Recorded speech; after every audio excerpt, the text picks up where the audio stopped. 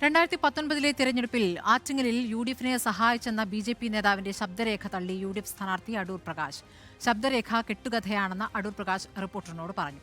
2019 താൻ കള്ളവോട്ട് പ്രശ്നം ഉന്നയിച്ചതിൽ ബി.ജെ.പി നേതാവുമായി ഒരു ബന്ധവുമില്ല. ജയരാജ് കൈമളിനെ അറിയില്ല എന്നും കൂട്ടുകച്ചവടത്തിന്റെ ഭാഗമായി കെട്ടുകഥ ഉണ്ടാക്കി അടൂർ പ്രകാശിനെ പെടുത്താമെന്ന് കരുതേണ്ട എന്നും അടൂർ പ്രകാശ് റിപ്പോർട്ടറിനോട് പ്രതികരിച്ചു.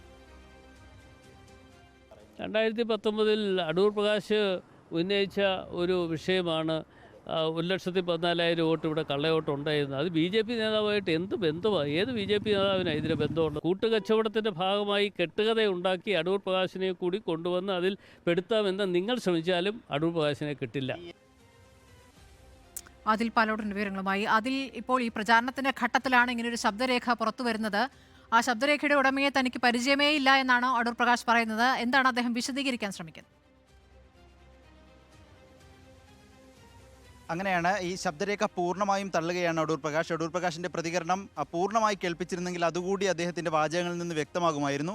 ജയരാജ് കൈമളിനെ അറിയുമോ എന്ന് ചോദിച്ചു. അദ്ദേഹം പറയുന്നത് ഒരു ജയരാജിനെയും തനിക്കറിയില്ല, ഇ.പി. ജയരാജിനെ മാത്രമാണ് തനിക്കറിയുന്നത്. ഈ 2019 ആറ്റിങ്ങിൽ ഉന്നയിച്ച പ്രധാനപ്പെട്ട ഒരു വിഷയമായിരുന്നു ഇരട്ട വോട്ട്, കള്ളവോട്ട് എന്ന പ്രചരണവും പിന്നീട് അത് തെളിയിക്കപ്പെട്ടൊരു സംഭവമാണ്. അതാണ് വിജയത്തിൽ നിർണായകമായതെന്ന് അടൂർ പ്രകാശ് തന്നെ പലകുറി പറഞ്ഞിട്ടുമുണ്ട്. അതിൽ താൻ തന്നെ അന്വേഷിച്ച് കണ്ടെത്തിയ വിവരങ്ങളാണ് നൽകിയിട്ടുള്ളത്. അതാണ് താൻ പുറത്തു കൊണ്ടുവന്നിട്ടുള്ളതും. അത് ബി.ജെ.പി നേതാക്കളുമായി ഒരു തരത്തിലുള്ള ബന്ധവും ഈ കള്ളവോട്ട് കണ്ടെത്തിയതുമായി ബന്ധപ്പെട്ടോ അല്ലെങ്കിൽ അത് പുറത്തു കൊണ്ടുവന്നതുമായി ബന്ധപ്പെട്ടോ ഇല്ല എന്നാണ് അടൂർ പ്രകാശ് റിപ്പോർട്ടിനോട് പ്രതികരിച്ചിരിക്കുന്നത്. വളരെ പ്രധാനപ്പെട്ട കാര്യം, ഈ കൂട്ടുകച്ചവടത്തിൻ്റെ ഭാഗമായി തന്നെ പെടുത്താൻ ഇതൊരു കെട്ടുകഥയാക്കി കൊണ്ടുവരികയാണ്. അതിൽ താൻ പെടുമെന്ന് കരുതേണ്ടതില്ല എന്നും അടൂർ പ്രകാശ് പറഞ്ഞു വെക്കുന്നു. ഏതായാലും ശബ്ദരേഖ റിപ്പോർട്ടർ TV-യാണ് പുറത്തുവിട്ടത്. അതിൽ ഒരു പ്രതികരണവുമായി അടൂർ പ്രകാശ് രംഗത്തെത്തിയിരിക്കുന്നു. ശബ്ദരേഖ പൂർണ്ണമായും തള്ളുകയാണ് എന്നാണ് അടൂർ പ്രകാശ് പറയുന്നത്. വിശദമായ വാർത്താ സമ്മേളനം നാളെയോ മറ്റന്നാളോ വിളിക്കുമെന്നും അദ്ദേഹം നമ്മുടെ പ്രതികരണത്തിൽ നൽകുന്നുണ്ട്.